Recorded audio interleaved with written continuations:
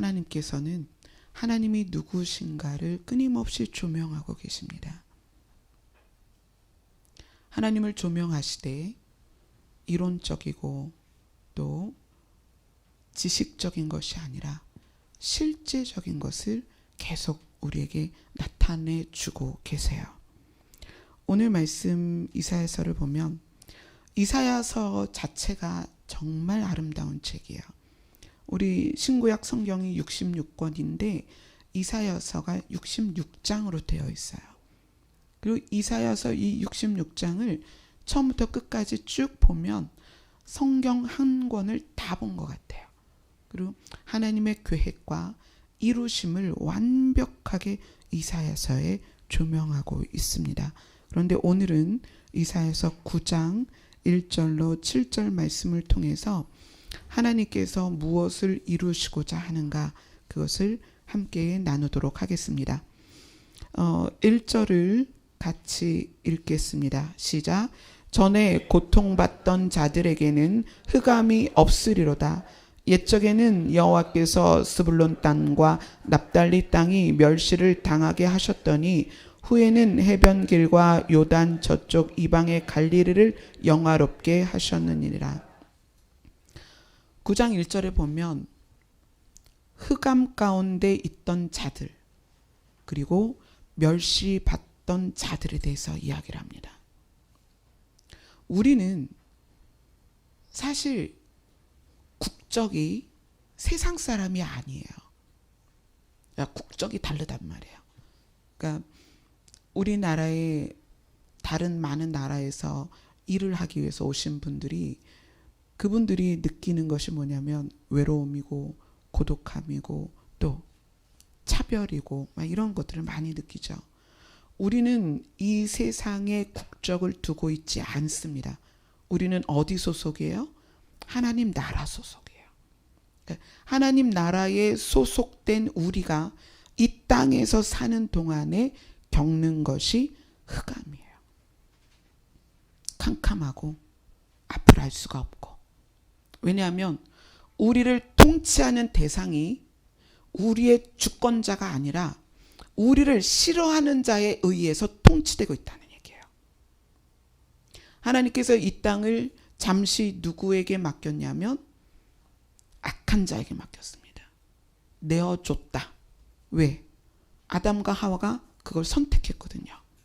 하나님께서 아담과 하와에게 완벽한 에덴을 주시고 말씀하셨어요. 너희가 이것을 정복하고 다스리고 너희가 누려라. 다 가져라. 단지 선과 악을 아는 열매만은 먹지 말아라. 그런데 선과 악을 아는 열매의 결과가 뭐예요? 죄거든요. 그리고 사망이란 말이에요. 사망은 뭐예요? 흑암입니다. 근데 아담과 하와가 그것을 선택했어요. 선과 악을 아는 열매를 먹기로 선택하고 먹었습니다. 말씀드렸죠? 악이 뭐다? 하나님과 분리되는 것이다. 죄는 하나님과 분리되는 것을 스스로 선택하는 것입니다. 그러다 보니까 이 땅이, 이 세상이 주권자가 바뀌어버렸어요. 세상의 어둠의 권세에게 세상이 넘겨졌어요. 그러니까 이제 우리는 세상에 속해서 살고 있지만 우리의 주소지를 여기에 둔 것 같지만 사실은 이방인이고요. 나그네예요. 우리가 살 곳이 아니에요. 그러다 보니까 이곳에서 무엇을 느끼냐면 멸시를 느끼는 거예요.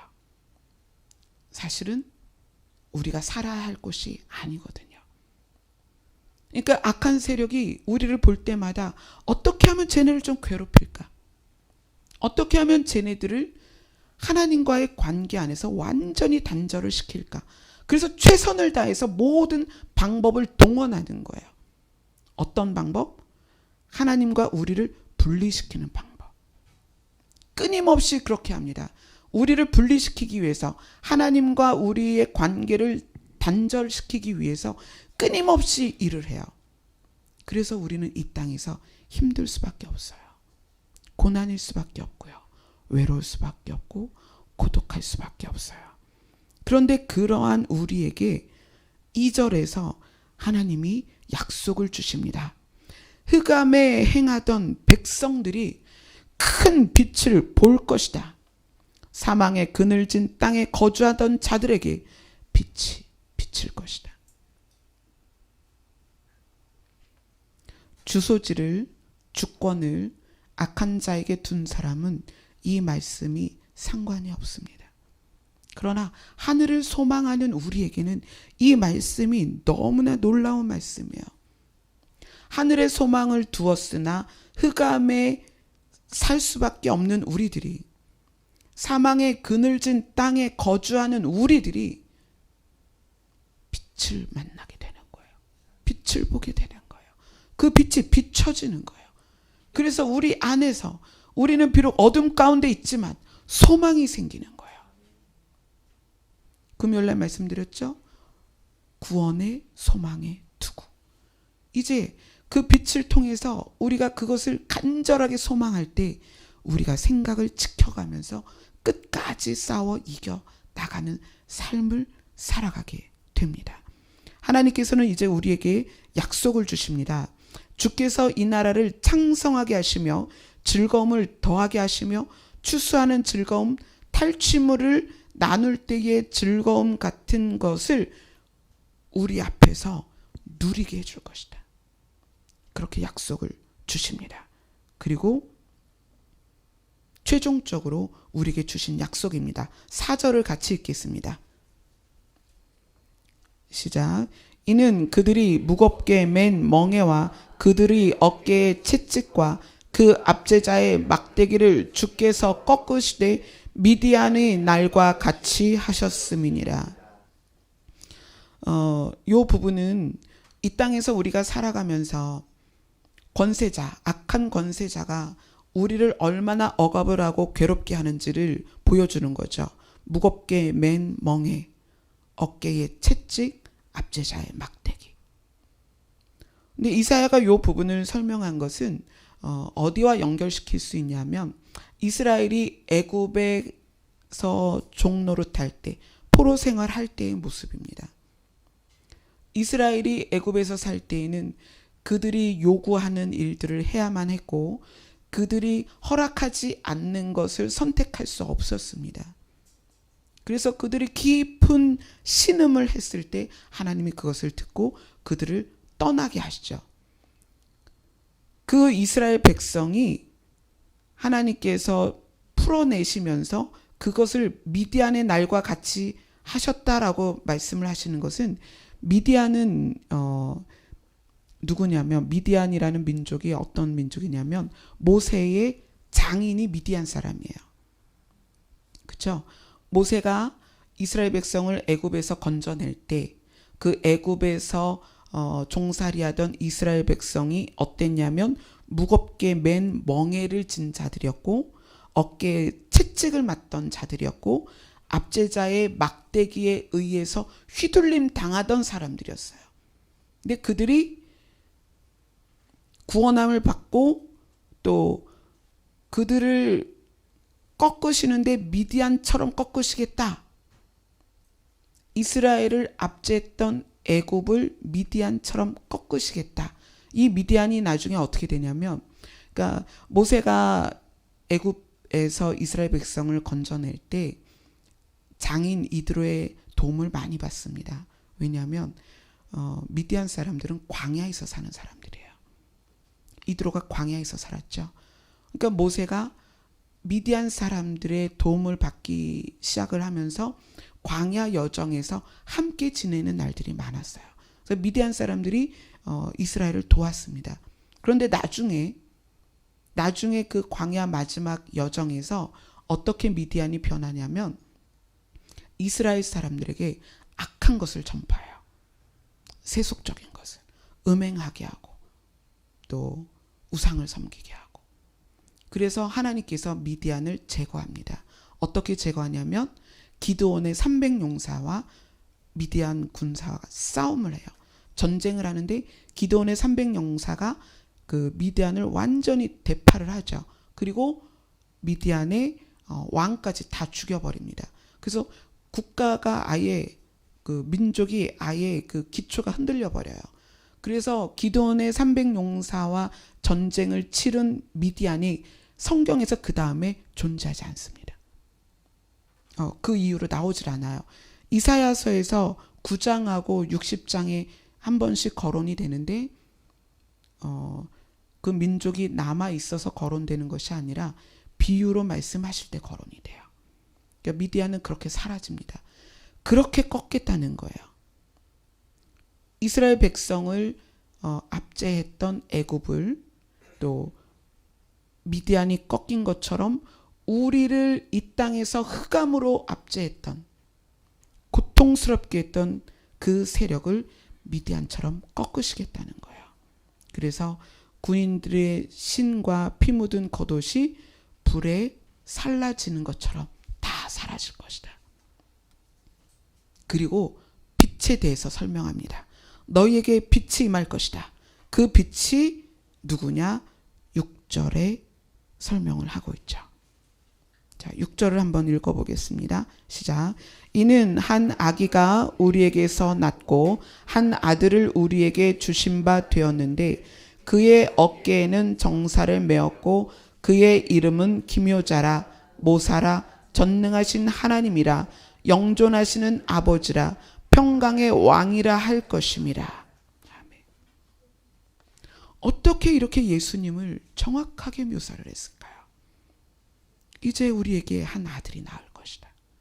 한 아들이 올 것이다. 그런데 그 어깨에는 정사를 메었다. 정사라는 것은 통치자를 말하는 거예요. 예수 그리스도가 어떤 분이다? 우리를 통치할 분이다. 애초에 우리를 통치하셨던 하나님께서 아담과 하와에게 선택하게 하셨죠. 너의 통치자를 결정해라. 근데 아담과 하와는 하나님과 분리되는 것을 선택해버렸어요. 그래서 사망 가운데, 죽음 가운데 통치자가 바뀌었죠. 우리는 세상의 악한 세력의 통치 아래 있습니다. 그런데 한 아들이 이 땅에 오는데 그의 어깨에 정사를 메었다는 거예요. 뭐예요? 통치자의 권력을 가지고 오신다는 거예요. 그래서 통치를 회복하겠다. 너희의 통치자가 바뀔 것이다. 그 예수님의 이름이 기묘자다. 기묘자라는 것은 뭐냐면 놀라운 사람이다. 사람의 지식, 이해, 상상, 지혜, 그 어떤 것으로도 설명할 수 없는 정말 놀라운 분이 예수님이라는 거예요. 그래서 기묘자라는 표현을 했습니다. 그 다음에 또 예수님을 뭐라고 표현해요? 모사. 모사는 모략을 아주 잘해서 상담을 해주는 사람이에요. 조언을 해주는 분이에요. 그러니까 이런 모사의 역할을 성령께서 해주시죠. 근데 예수님께서 우리에게 모사로 오시겠다. 너희를 도와주겠다. 너희가 힘들 때, 어려울 때 내가 너희를 도와줄게. 상담해 줄게. 너희의 마음을 위로해 줄게. 인도해 줄게. 이러한 모습으로 우리에게 오시겠다는 거예요. 그리고 그분이 누구시냐면 전능하신 하나님이라는 거예요. 우리 올해 주제가 뭐죠? 다 같이 시작. 우리에게 임하실 여호와. 그분이 예수님이잖아요. 이제 예수님이 다시 오실 것입니다. 우리에게 임하실 여호와를 힘써 알라고 호세아가 부르짖었는데 오늘 이사야가 그 이야기를 하는 거예요. 한 아들이 올 것이다. 한 아기가 태어날 것이다. 그분은 우리를 통치하실 분이다. 그런데 그분이 누구냐? 전능하신 하나님이다. 아멘. 삼위일체에 대해서 여러분이 새롭게 이해를 하셨으면 좋겠습니다. 보통 신학교에서는 삼위일체를 이렇게 설명해요. 한 사람이 세 개의 역할을 하는 것이 삼위일체다. 그래서 뭐 예를 들어서 우리 이정덕 전도사님이 한 사람인데 아내에게는 남편, 자녀에게는 아버지, 부모에게는 아들. 그래서 한 사람이 세 가지 역할을 한다라고 설명을 해요. 저도 그렇게 배웠고 그렇게 알고 자랐어요. 그런데 그렇지 않습니다. 삼위일체는 그게 아니에요. 예수님이 아들로서 올 것이고 한 아기가 우리에게서 낳는데 그 아기가 우리의 통치자다라고 얘기하면서 전능하신 하나님이다라고 얘기하잖아요. 그러니까 우리가 삼위일체에 대해서 바르게 알아야 됩니다. 삼위일체란 무엇이냐면 분명히 하나님이 따로 계시고요. 예수님이 따로 계시고 또 일하시는 성령님이 따로 계십니다. 따로 계세요. 그래서 천지 창조하실 때 그때의 복수를 쓰십니다. 우리가 라는 복수를 쓰셨죠. 우리가 함께 이것을 했다. 그러면 한 사람이 세 가지 역할을 하는 것으로 삼위일체를 설명하면 돼요, 안 돼요? 안 되죠. 이것에 대해서 저는 이렇게 조명을 받았습니다. 각 가정에 강아지가 있을 수 있고 고양이가 있을 수 있고 성경은 늘 이제 양을 비유로 하죠. 왜냐하면 이스라엘 사람들에게 양이 가장 친숙하기 때문에. 자, 그러면 양으로 설명을 해봅시다. 어떤 사람이 목장에서 양을 키웁니다. 양을 100마리 키워요. 근데 그 양을 100마리 키우는 양들이 목자를 볼 때 그 목자는 사람이잖아요. 근데 그 사람에게는 아내도 있고 아들도 있어요. 그죠? 양이 볼 때 목자와 아내와 아들이 어떻게 보이냐면 다 사람으로 보이는 거예요. 그러니까 종류가 다르다는 얘기예요. 삼위일체 하나님은 성부 하나님, 그러니까 아버지 하나님, 아들 하나님, 성령 하나님 이렇게 다 하나님이라는 신을 말하는 거예요. 한 하나님이 성부도 되고 성자도 되고 성령이 되는 게 아니라 성부, 성자, 성령이 신이신 거예요. 신. 우리는 피조물, 사람이에요. 그래서 우리가 볼 때 성부 아버지 하나님도 하나님이라 부르고 예수님도 하나님이고 성령님도 하나님이에요. 하나님은 무엇을 규정하는 거냐면 여기에 계신 분들이 다 이름이 다르죠. 이름이 다른데 공통점이 뭐예요? 사람. 그거예요. 여러분은 다 이름이 다른데 공통점은 사람이다. 그러면 성부, 성자, 성령, 하나님, 예수님, 성령님 이름은 달라요. 근데 공통점은 뭐다? 신이시다. 하나님이시다. 그래서 이 부분을 제가 왜 말씀을 드리냐면 한 아기가 낳는데 하나님께서 그 아기가 나서 세상에서 사역을 시작하실 때 분명히 하나님께서 그렇게 말씀하셨거든요. 이는 내가 사랑하는 아들이다. 그리고 성령께서 직접 비둘기처럼 찾아오셨어요. 세 분이 동시에 한 장면에 잡힙니다. 그죠? 그러니까 한 분이 세 역할을 하는 게 아니라는 거예요. 아버지 하나님, 또 사역을 공생이 시작하시는 예수님이 세례 받으실 때 그 예수님, 그리고 세례 받는 예수님에게 찾아오신 성령님, 한 컷에 세 분이 동시에 등장하셨어요. 그죠? 여기에서 전능하신 하나님이라는 그 하나님은 신이신 하나님의 특성을 말하는 거예요. 예수님은 하나님이십니다. 그 하나님, 또 영존하신 아버지라 평강의 왕이라 할 것이다. 우리가 하나님에 대해서 설명할 때 아버지라고 설명하는 이유는 우리가 그분에게서 태어났기 때문이에요. 예수님이 왜 여기서 영존하시는 아버지라고 표현이 되는가? 그분이 우리를 지으셨기 때문에. 성부 하나님이시기 때문이 아니라 그분이 태초에 우리를 지으실 때 함께 지으셨거든요. 그래서 그분이 영존하시는 아버지이십니다. 또 평강의 왕, 그 밑에 보면 그 정사와 평강의 더함이 무궁하다. 그런데 정사는 이제 우리를 통치하실 분이고 평강은 어떤 평강이냐면 하나님과 우리가 단절됐어요. 선악과를 먹고 죄로 인해서 단절됐습니다. 그 단절된 사이 막힌 담을 헐고 단절된 것을 회복하는, 그래서 평강의 하나님이 되신 거예요. 예수님께서 아버지 하나님과 우리의 사이를 화목하게 하셨기 때문에 평강의 왕이다. 자, 7절 마지막을 보겠습니다. 만군의 여호와의 열심히 이를 이루시리라. 하나님께서는 왜 이런 열심을 내실까요? 여기서는 열심이라는 단어를 쓰셨습니다. 만군의 여호와의 열심이 이것을 이룰 것이다. 어떻게 이룰 것이다? 아들을 보낼 것이다. 그리고 흑암에서 우리를 건질 것이다. 멸시당하던 너희들을 영화롭게 할 것이다. 흑암에 행하던 너희들에게 빛을 비출 것이다.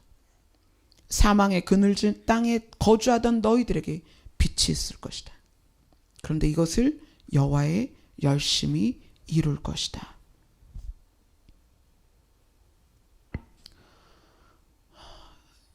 여러분이 하나님과의 관계 안에서 하나님을 이해할 수 있는 유일한 단어가 있어요. 여러분이 이 단어를 알지 못하면 하나님을 이해할 수 없습니다. 그게 뭐냐면 사랑이에요. 끊임없이 하나님께서 성경을 통해서 남편과 아내의 비유로서 하나님과 우리의 관계를 설명하시는 이유는 사랑이라는 단어를 적용해서 가장 이해가 쉽기 때문이에요. 사망의 그늘진 땅에 거주하는 우리가 하나님의 속성을 이해할 수 있는 유일한 단어가 사랑입니다. 그리고 그 사랑을 이해할 수 있는 관계가 부부예요. 그래서 나는 남편이다. 너는 아내다. 또 호세아에게는 음란한 아내를 취하게 해서 자꾸 하나님을 떠나가는 이스라엘을 깨닫게 하십니다. 또 그 사랑을 명확하게 알 수 있는 게 부모, 자식이죠. 그래서 하나님께서 표현하시는 거예요. 내가 아버지다. 내가 아버지다.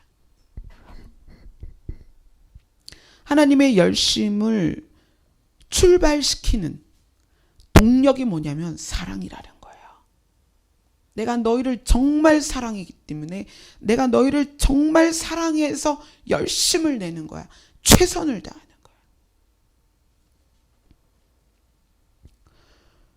제가 사랑이라는 것으로서 하나님을 설명하면서 이런저런 것을 비유로 이야기를 하는데, 여러분, 사랑하면 자존심이 없어요.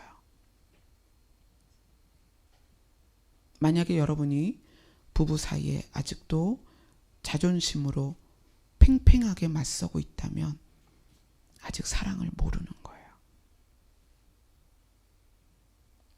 여러분이 진짜 사랑하면 자존심이 없습니다. 만약에 부부 사이에서 여러분이 여전히 자존심 때문에 줄타기를 하고 있다면 하나님 앞에 더 사랑을 배우세요.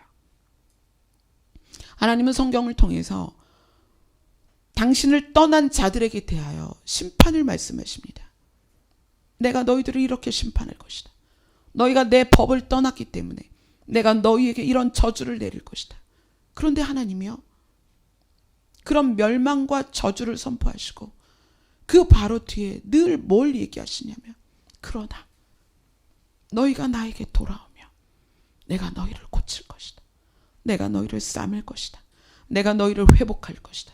내가 너희에게 좋은 것을 줄 것이다. 늘 그렇게 말씀하셨습니다. 하나님이 우리를 지으신 분인데 하나님께 자존심이 없는 거예요.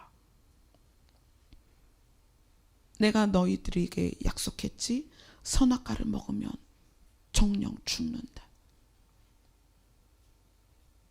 그런데 그 말씀에 그것을 들은 아담과 하와가 그것을 유념하지 않고 먹어버려요. 그 약속대로 사망이 들어왔습니다. 근데 하나님은 너무 사랑하는 거예요. 여러분을 너무 사랑하는 거예요. 흑암 가운데 있고 이 그늘진 땅에, 사망의 그늘 안에 거하는 우리가 너무 사랑스러운 거예요. 그냥 사망 가운데 있다가 사망으로 끝나도 되는 우리에게 하나님은 자존심을 버리십니다. 그리고 어떻게 하시는 거예요? 직접 찾아오시는 거예요. 아버지 하나님은 우리에게 끊임없이 약속을 주세요. 내가 빛을 너에게 줄 것이다. 흑암 가운데 있는 너희들에게 빛을 줄 것이다. 내가 너희들에게 새 생명을 줄 것이다. 내가 너희를 건질 것이다. 그리고 진짜 하나님이 이 땅에 오셨습니다. 그분이 예수님이세요. 내가 토기장이다. 너희는 진흙이고 내가 빚어 만든 그릇들이야. 라고 말씀하신 하나님께서 그 깨어진 그릇을 살리려고 자기 자신이 진흙으로 오셨다는 얘기예요. 진흙을 버무려서 그릇을 만들던 분이 깨진 그릇을 회복하기 위해서 어떻게 해요? 깨진 그릇을 붙이려면 진흙으로 발라서 그걸 다시 구워야 될 거 아니에요. 그래서 자존심을 버리고 오시는 거예요. 내가 너희를 살려줄게. 하나님의 열심의 출발은 사랑입니다. 자존심을 버린 사랑이에요. 안 오셔도 되고요. 우리 살려주지 않아도 됩니다. 그런데 하나님의 사랑은 우리가 말로 표현할 수 없고 상상할 수 없는 사랑이에요. 제가 예전에는 주님의 말씀을 들고 여러분에게 불같이 선포를 했어요. 근데 지금은 눈물이 아니면 여러분 앞에 설 수가 없어요. 하나님이 그런 분이십니다. 과감하게 깨어진 그릇을 버려도 되는데 그렇잖아요.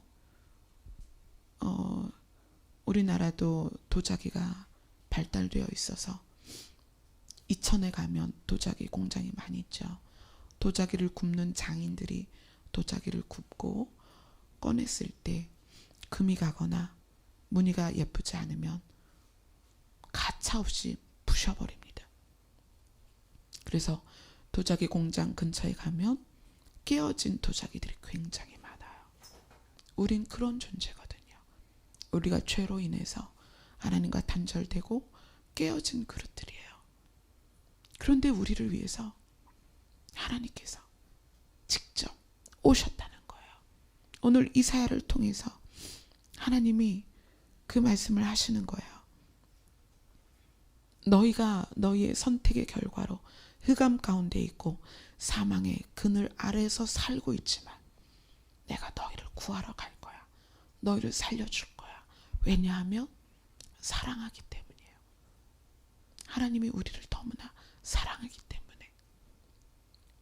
그래서 제가 거룩을 말씀드렸죠.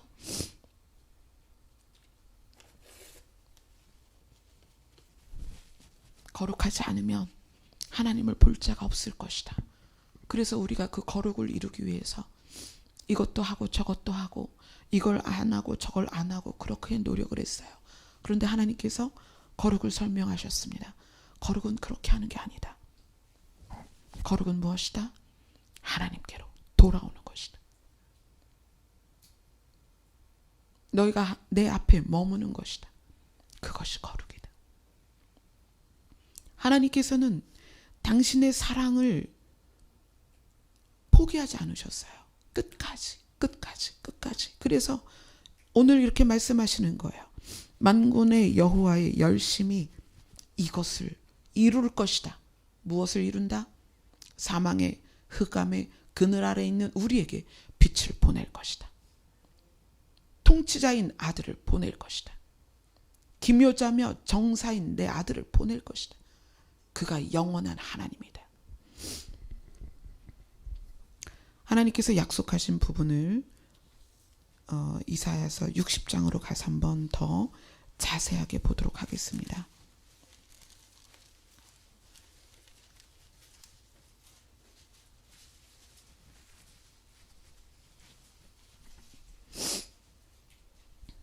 이사야서 60장 18절부터 22절까지입니다. 60장 18절부터 22절까지입니다. 같이 읽겠습니다. 시작.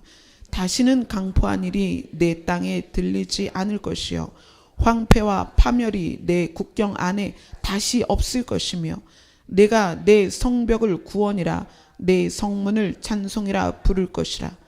다시는 낮에 해가 내 빛이 되지 아니하며 달도 내게 빛을 비추지 않을 것이요 오직 여호와가 내게 영원한 빛이 되며 내 하나님이 내 영광이 되리니 다시는 내 해가 지지 아니하며 내 달이 물러가지 아니할 것은 여호와가 내 영원한 빛이 되고 내 슬픔의 날이 끝날 것임이라. 내 백성이 다 의롭게 되어 영원히 땅을 차지하리니 그들은 내가 심은 가지요 내가 손으로 만든 것으로서 나의 영광을 나타낼 것인즉 그 작은 자가 천명을 이루겠고 그 약한 자가 강국을 이룰 것이라. 때가 되면 나 여호와가 속히 이루리라. 아멘. 만군의 여호와의 열심히 이것을 이룰 것인데 때가 되면 속히 이룰 것이다. 그러면서 세 번을 뭐라고 말씀하시냐면 다시는 18절을 그렇게 시작합니다. 다시는 없을 것이다. 또 19절에 다시는 20절에 다시는 그러한 일이 없을 것이다. 여러분의 눈물, 슬픔, 고통, 아픔, 외로움 다시는 없을 것이다. 2절에 보면 이렇게 얘기해요.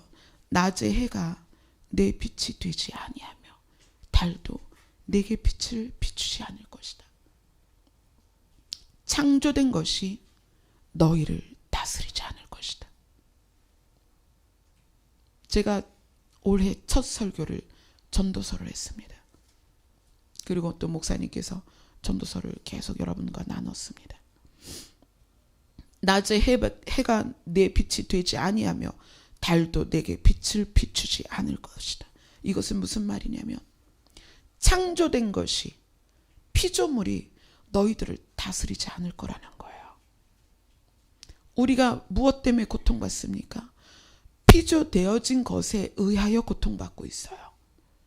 창조되어진 그 창조 질서 안에서 우리가 계속 고통받고 있습니다.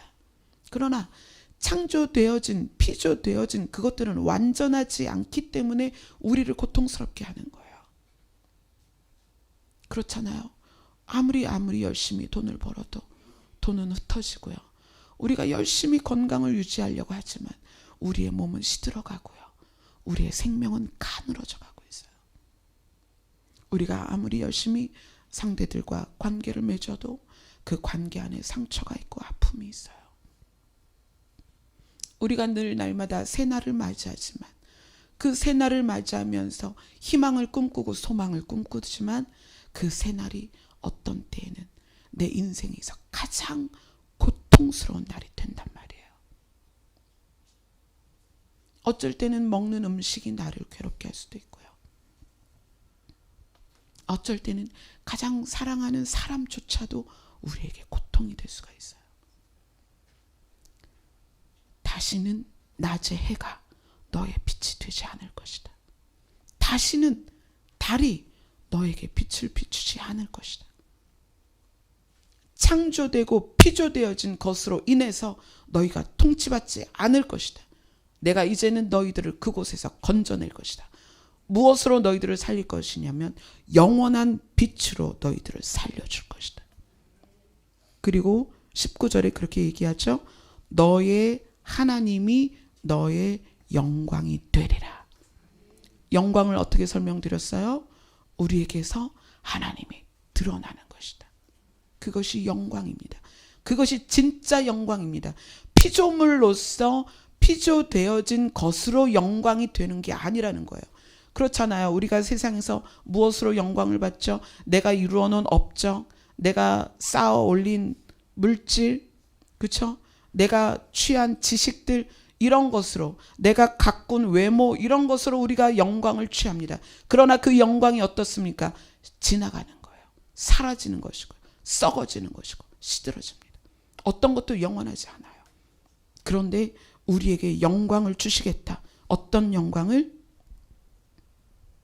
그 영광은 영원할 것인데, 그 영광이 무엇이냐면 우리에게서 하나님이 드러나는 것이에요. 우리가 그분의 나라에서 그분과 살 때 우리를 뭐라고 부른다? 너희를 신이라 하지 아니하였느냐. 아멘. 우리가 그렇게 된다는 거예요. 예수 그리스도가 우리의 장자가 되셨고 맏아들이 되셨기 때문에 우리가 양자로서, 예수 그리스도의 동생으로서, 또 예수 그리스도의 신부로서 우리는 신이라 불릴 것입니다. 아멘. 아멘. 그 하나님께서 우리에게 이렇게 약속하십니다. 60장 22절에 때가 되면 나 여호와가 속히 이룰 것이다. 아멘. 이것이 우리에게 소망입니다. 자, 넘어갑니다. 63장.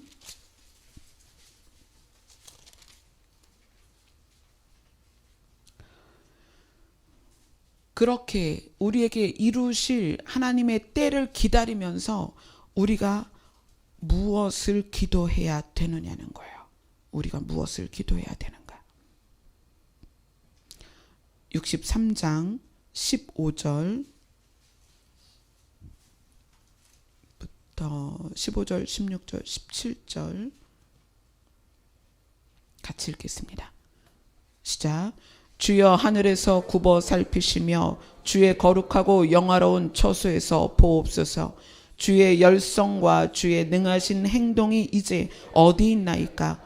주께서 베푸시던 간곡한 자비와 사랑이 내게 그쳤나이다. 주는 우리 아버지시라. 아브라함은 우리를 모르고 이스라엘은 우리를 인정하지 아니할지라도 여호와여 주는 우리의 아버지시라. 옛날부터 주의 이름을 우리의 구속자라 하셨거늘 여호와여 어찌하여 우리로 주의 길에서 떠나게 하시며 우리의 마음을 완고하게 하사 주를 경외하지 않게 하시나이까? 원하건대 주의 종들 곧 주의 기업인 지파들을 위하사 돌아오시옵소서. 아멘. 아버지여 우리를 살펴보시옵소서. 우리의 마음이 완악해지지 않게 하시고 완고하게 하지 않게 하시고 주를 떠나지 않게 하옵소서. 아버지여 돌아오시옵소서. 우리에게 오시옵소서. 우리를 흑암에서 건지실 여호와 하나님이 이제 오실 것입니다.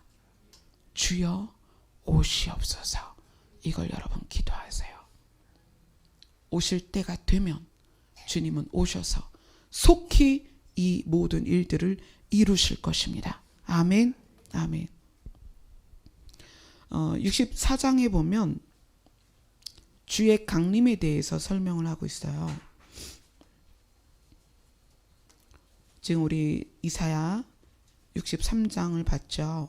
64장 1절부터 4절까지 보겠습니다. 시작. 원하건대 주는 하늘을 가르고 강림하시고 주 앞에서 산들이 진동하기를 불이 섭을 사르며 불이 물을 끓임 같게 하사 주의 원수들이 주의 이름을 알게 하시며 이방 나라들로 주 앞에서 떨게 하옵소서. 주께서 강림하사 우리가 생각하지 못한 두려운 일을 행하시던 그때에 산들이 주 앞에서 진동하였사오니 주 외에는 자기를 앙망하는 자를 위하여 이런 일을 행한 신을 옛부터 들은 자도 없고 귀로 들은 자도 없고 눈으로 본 자도 없었나이다. 아멘. 이 모습은 출애굽 사건 이후에 산을 진동하며 빽빽한 구름과 천둥 소리와 연기와 흑암 가운데 하나님이 이스라엘 백성에게 드러내셨던 모습을 보여주는 거예요. 그러면서 우리에게 무엇을 가르치냐면 하나님께서 이렇게 진동하시며 오실 것이다. 하늘을 가르고 강림하실 것이다. 그날을 기다려라. 그리고 어떻게 기도해라? 오시옵소서. 우리에게 돌아오시옵소서. 우리를 흑암에서 건지시옵소서. 우리를 사망의 그늘 가운데서 건지시옵소서. 오시옵소서라고 기도하라는 거예요.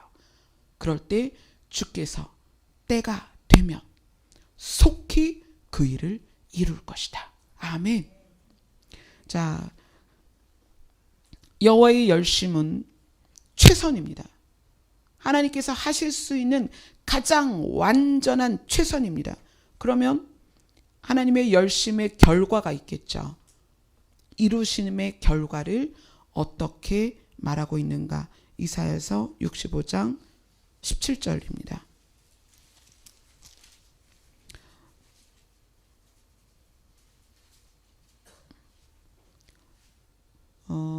65장 17절부터 25절까지 쭉 다 읽으면 좋은데 길으니까 18절 20절까지 같이 읽겠습니다. 시작.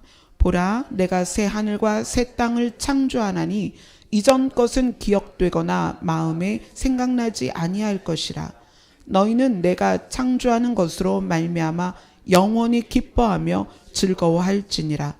보라, 내가 예루살렘을 즐거운 성으로 창조하며 그 백성을 기쁨으로 삼고 내가 예루살렘을 즐거워하며 나의 백성을 기뻐하리니 우는 소리와 부르짖는 소리가 그 가운데에서 다시는 들리지 아니할 것이며 거기는 날수가 많지 못하여 죽는 어린아 수완이 차지 못한 노인이 다시는 없을 것이라.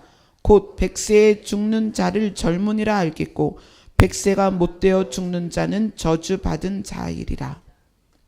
하나님께서 만군의 여호와께서 사랑하는 우리를 위하여 열심을 내셔서 이루실 거에 대한 완성된 모습을 보여주시는 거예요. 내가 새하늘과 새 땅을 창조할 것이다. 이전 것은 사라질 것이다. 그것은 완벽할 것이다. 내가 새롭게 창조한 것에 의하여 너희가 영원히 기뻐하고 즐거워할 것이다. 그리고 그곳에 너희와 함께할 것이다. 이사야서를 통해서 이사야는 굉장히 놀라운 비밀을 풀어내고 있는 거예요. 이스라엘 백성은 이걸 통해서 이스라엘의 회복을 꿈꿨습니다. 지금도 이스라엘은 오실 여호와 하나님이 아니라 그래서 함께 있을 새하늘과 새 땅이 아니라 회복된 이스라엘을 꿈꿔요. 유대인들은 지금도. 그러나 하나님께서 우리에게 은혜를 주셔서 예수 그리스도의 빛을 우리에게 비추셔서 우리는 이것을 깨닫게 되었습니다. 들은 적도 없고 눈으로 본 적도 없는 여호와의 강림을 우리는 보게 될 것입니다. 아멘. 천지가 진동하면서 여호와께서 이 땅에 다시 오시는 모습을 우리는 보게 될 것입니다. 아멘. 우리는 그 현장에서 그것을 누리게 될 것입니다. 우리가 이 말씀들을 이해함에 있어서 제가 한 가지 더 말씀을 드리겠습니다. 여호와의 열심을 이루는 출발점은 우리를 향한 사랑입니다. 근데 그 사랑 안에 뭐가 포함이 되어 있냐면 이해가 포함이 되어 있어요. 다 이해하세요, 우리를. 너희의 머리카락까지 세었다라는 것은 우리를 샅샅이 뒤져가지고 혼낼 거 혼내고 죄를 물을 걸 묻고 그러겠다는 게 아니에요. 우리의 머리카락을 세신 바 되었다는 것은 섬세하게 깊이 우리를 이해하신다는 거예요. 그래서 우리가 읽어본 말씀 중에서 63장에서 그랬죠. 주는 우리의 아버지시다. 그렇게 말하고 있습니다. 주는 우리의 아버지다. 그것을 예수님은 탕자의 비유로 아버지가 어떤 분인가를 설명하셨습니다. 둘째 아들이 재산을 상속받아서 그것을 완전히 탕진하고 돼지가 먹는 쥐염 열매를 먹고 싶은데 그것도 없는 거예요. 그래서 아버지를 기억하고 돌아옵니다. 멀리서 정말 그지가 되어서 정말 한없이 추하게 변해버린 그 아들이 오는 모습을 보고 아버지는 달려가서 입을 맞추고 껴안고 하인들을 시켜서 옷을 갈아입게 하고 목욕하게 하고 잔치를 베풀고 그 다음에 반지를 껴주죠. 회복시키십니다. 저는 여러분이 하나님과의 사랑 안으로 다시 들어가셨으면 좋겠습니다. 여러분이 이곳에 오는 목적을, 그 열심의 출발점이 무엇인지 생각해 보세요. 저는 너무 감사하게도 우리 성도님들 정말 이제 그러시더라고요. 우리 교회처럼 많이 주는 교회 처음 봤다고. 저는 정말 여러분 많이 드리고 싶어요. 왜냐하면 여러분의 열심이 너무 아름다워요. 오산에서도 오시고 동탄에서도 오시고 때로는 전라도 광주에서도 오시고. 그 열심의 출발이 무엇일까요? 여러분이 그 일주일 동안에 피곤함을 무릅쓰고도 그 멀리에서 이곳에 와서 이곳에 앉아서 하나님을 바라보는 여러분의 열심의 출발이 뭔가요? 많은 교회들이 그것으로 여러분의 열심으로 복을 받을 것이다. 여러분의 열심으로 좋은 대학 갈 것이다. 여러분이 열심히 기도하면 부자 될 것이다. 그렇게 가르치지만 여러분의 열심의 결과는 하나님이 준비하신 새하늘과 새 땅에 들어가는 것입니다. 또 여러분의 열심의 출발은 뭐냐면 하나님을 사랑하는 거예요.